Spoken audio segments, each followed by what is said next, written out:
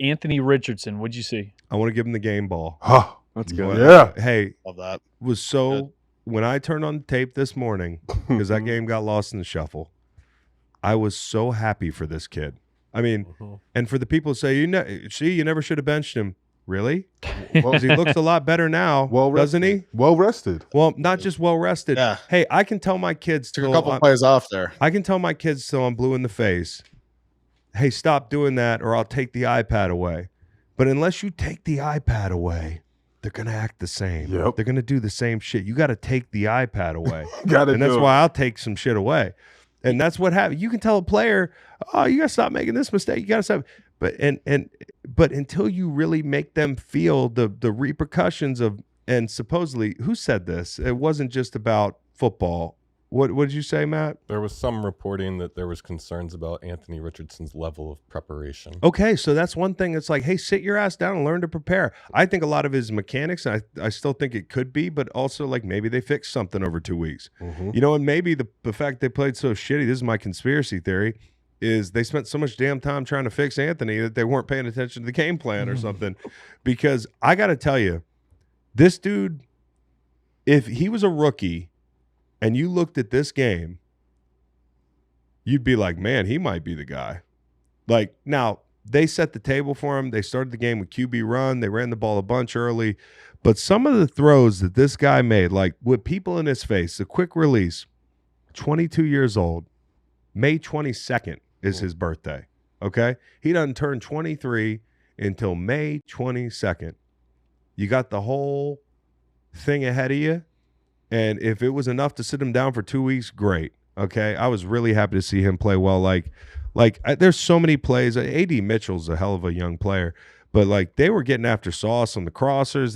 You give him the ball with 2 minutes to go in the game, you know, with the game on the line, and he made quick work of these guys. I mean, that 3rd and 4 with the game on the line going, you know, no, sorry, not 3rd and 4. I'm jumping around here. But the ball to Mo Alley Cox on the boot was like a wow. I mean, there were a few throws.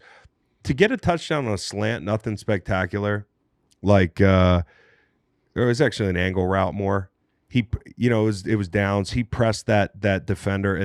But like, my point is, those are the easy things I wanted to see him do. I saw him hit a speed out. I almost jumped out of my chair. I was like, oh my God, it's a new guy. So I'm really excited about this dude. The throw to Pierce, like a lot of guys are missing that layup.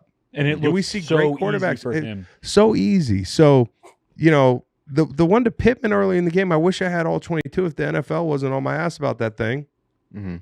I would show you the ball that went behind 44's ear to Pittman early in the game. It's like it's a missile. You can hear it. Okay. The crosser to Mitchell, he's got the left tackle in his lap. Everything he did yesterday turned to gold. He really had one. Well, the thing I like, Chris, 20 for 30. He came out, and I feel like, sorry to interrupt you there, 20 for 30 also. Game ball for him from you. But like what I respect is I was very critical of him earlier. And basically, a lot of that was due to the fact of like him subbing himself out for that. I really don't like that. I think a lot of his teammates were vocal about that in the media. I remember seeing a couple of his O-linemen talk about it. Once your O-linemen start saying things like that about the quarterback, it's not a good sign. But I feel like Anthony Richardson came out. He was physical, man. He made that completed pass on 3rd down. Defender was like tackling him as he was going down. It looked like fucking Ben Roethlisberger, you know? He trucked the dude on the goal line. Like, I feel like he was trying to make a statement, play super hard, and like almost win over his own team, which I respect. Like, he came out after sitting down, basically losing his starting job as a quarterback to a 40-year-old Joe Flacco, and came out and played his ass off and beat a very shitty New York Jets team. Well, they are shitty, and you, certainly that factors in. But the rush was getting there. Like he was under siege at different times, and you made the point. Like when he ran over a dude early in the game to get in the end zone, or he scampered in, and like the whole team mugged him. Like you can tell, and so that's why the truth is always somewhere in between. You know, you hear guys are like, no, they're not that upset about it. Like they're just like, what the fuck? And then if you sit for a couple weeks, they're like, they want to win ball games. You know, and I had somebody in here talking about, oh, listen, you know, they started him only because Flacco sucked, not the. Well, two things can be true at once, bro. Like, why does he look like a totally different player? You know, like sometimes, and I said this on Inside the NFL, was like, when I was a second-year player, Spags was my D coordinator. And as a D lineman, you can rotate. But I was a high pick, and I wasn't playing great. And I was, transitioning from 3-4 to 4-3 and kind of like swimming a little bit, like trying to figure out how to do my job. And Spags came up to me. He's like, listen, you're not going to start for us.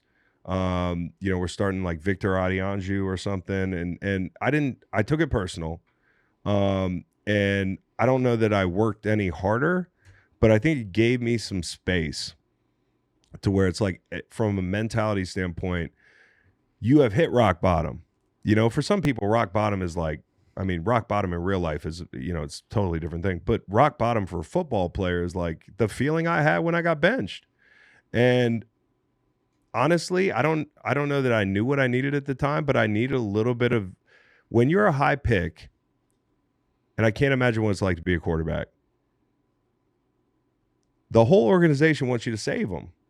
And, like you're trying to do too much all the damn time. You're just trying to be like, you're trying to live up to the expectation immediately.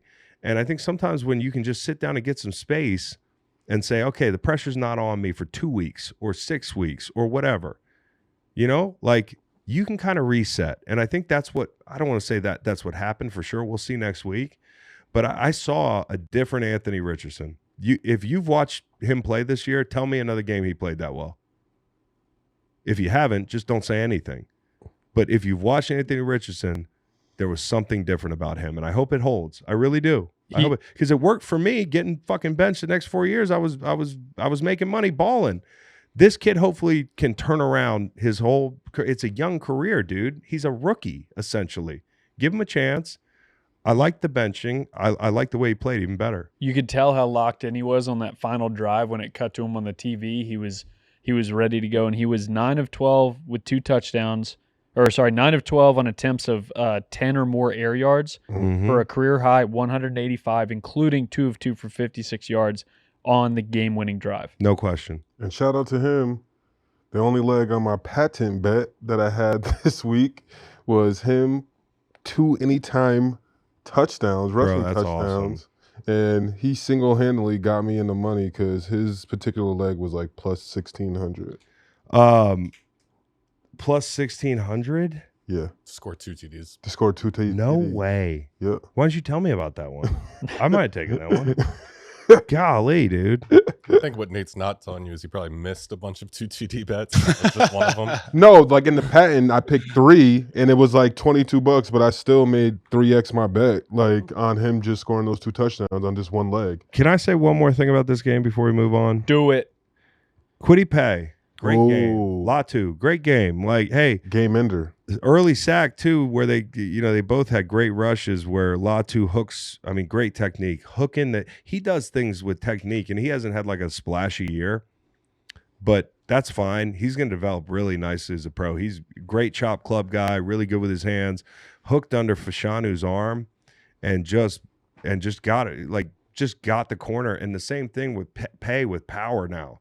And to end the game, like you said, 3-man rush. That feels better than anything, dude. Right. Like 3-man rush, walk off. And the last thing I'll say is that was the funniest play I saw Sunday. Rodgers throwing the ball backwards on that first. And it's not just because it's Rodgers. It's like, haha, we're all just like constantly piling on Rodgers. But that shit looks so bad, dude. I don't care who did it. If that was like Will Levis, we'd be doing memes about it. Football guys don't like Aaron Rodgers this year. They don't. Everything going bad. The way it's gods have supposed to. rebuked him. We rebuke you. Yeah. Yeah. He's been sure. rebuked. That's hilarious. I don't even know what that word really means.